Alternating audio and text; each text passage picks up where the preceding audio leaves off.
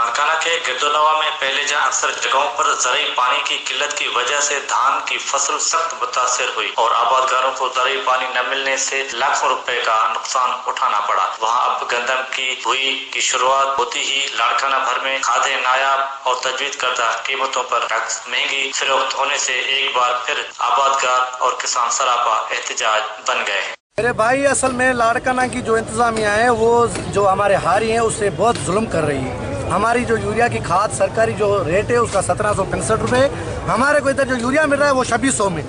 लारकाना इंतजामिया खास करके इधर का कमिश्नर डीसी और मुख्तियार कार और जो इधर की जो सलेमान शेख है जो डीलर है लारकाना का, वो जो है उसको पैसे देकर 2600 रुपये में आम हारी को ये फरोख्त की जा रही। हमारा मुतालबा ये है कि हमारे मुतालबात माने जाएं और जो सरकारी रेट में उस हारी को उस रेट में दिया जाए यूरिया। अगर नहीं दिया गया तो हम खास करके इस एहतजाज को आगे चल के तो बाकी जो शहर है लारकाना में हम उसको भी बंद करेंगे। अभी हमारे गंदम की टाइम है, यूरिया का टाइम है, अगर ये 10-15 दिन निकल गए तो हमारा कोई भी गंदम नहीं होगी।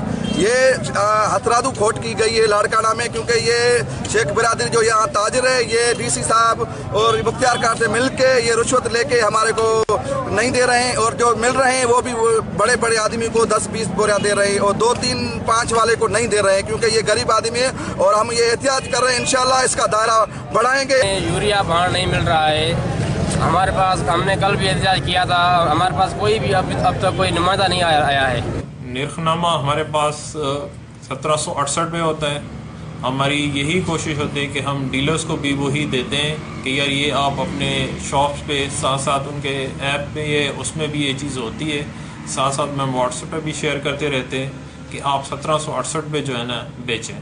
खादों की मसनूई किल्लत और खाद मार्केटों में ब्लैक पर फरोख्त होने से इंतजामिया की नाअहली खुलकर सामने आ गई है। अगर किसान कमजोर होगा तो माशी एतबार से मुल्क कमजोर होगा। कैमरामैन शहरियार के साथ निसार लोअर, वश टीवी न्यूज, लारकाना।